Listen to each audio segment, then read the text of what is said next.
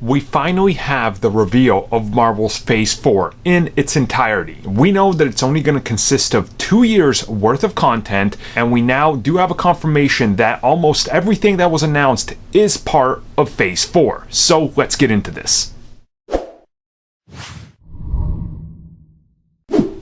Now, going into the San Diego Comic-Con, we knew very little. If you were just following the mainstream media looking for news, you probably knew even less. I've talked about this on the podcast. There was people that legitimately thought that Endgame was the end. They had no idea it was continuing past that. So you can imagine when they wake up and they hear all this news about the Marvel Cinematic Universe continuing. And that's exactly what Marvel Studios did at San Diego Comic-Con when they came out and announced all of these brand new films going forward. Now, the films that are going to consist of Phase 4 are officially Black Widow, Marvel's Eternals, Shang-Chi, The Legend of the Ten Rings, Doctor Strange, Multiverse of Madness, and Thor, Love and Thunder. So that's the films that are actually consisting and making up Phase 4. Blade is not officially part of that phase, and they don't have a current release date. It was just announced as something that's in development, along with many of the other films like Fantastic Four and X-Men. Now, just by looking at that, I think you start to understand of what they were talking about in the past, about how phases